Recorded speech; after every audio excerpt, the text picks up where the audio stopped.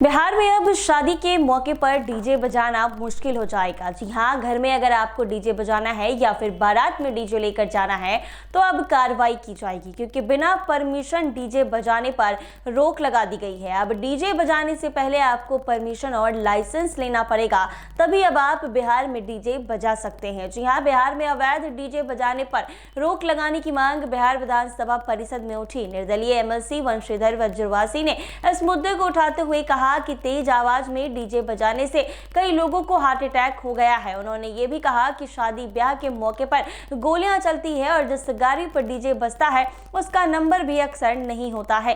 बिहार में अब बिना लाइसेंस और बिना परमिशन के डीजे बजाने को लेकर सरकार सख्त नजर आ रही है। राज्य में अब बिना इजाजत और लाइसेंस के बिना कोई भी डीजे नहीं बज पाएगा। इसके लिए सरकार तैयारियों में जुट गई है। साथ ही प्रशासन को भी सख्ती से पालन करने के निर्देश दिए गए हैं। प्रदेश में 15 दिनों के अंदर अब डीजे बजाने वालों के खिलाफ सख्त कार्रवाई की जाएगी। विधान परिषद में निर्दलीय एमएलसी वंशीधर वज्रवासी ने डीजे के मुद्दे को उठाया है, जिस पर बिहार सरकार के मंत्री श्रवण कुमार ने कार्रवाई सुनिश्चित करने की बात कही है। विधान परिषद निर्दलीय एमएलसी वंशीधर वज्रवासी ने परिषद की कार्यवाही के दौरान सवाल उठाया कि शादी जुलूस में बजने वाले तेज डीजे से लोगों को दिल का दौरा पड़ रहा है। बिना नंबर प्लेट की गाड़ियों पर अवैध रूप से डीजे बजाया जाता है।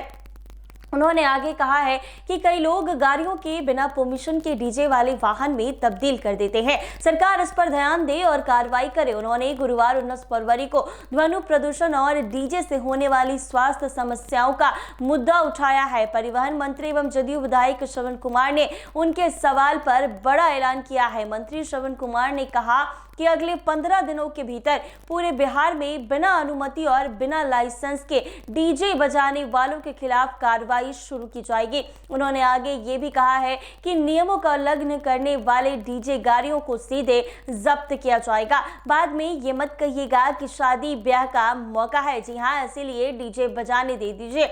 ऐसे में उन्होंने कहा कि उत्सव के नाम पर आम जनता की सेहत और शांति से खिलवाड़ करने की इजाजत किसी को नहीं दी जाएगी। बता दें कि बिना परमिशन चलने वाले डीजे संचालकों पर नकेल कसने की तैयारी सरकार कर रही है। साउंड लिमिट और लाइसेंस को अनिवार्य बनाया जाएगा। ऐसे में आपको बता दें कि बिहार में अब डीजे बजाना मुश्किल हो गया है, क्योंकि अवैध डीजे अगर आप घर में बजाएंगे या फिर सड़क पर बजाएंगे तो इसको लेकर अब कार्रवाई की जाएगी। डीजे बजाने के लिए बिहार में अब लाइसेंस और परमिशन लेना पड़ेगा, नहीं तो कार्रवाई होगी। ऐसे ही तमाम अपडेट्स के लिए बने रहे NBC 24।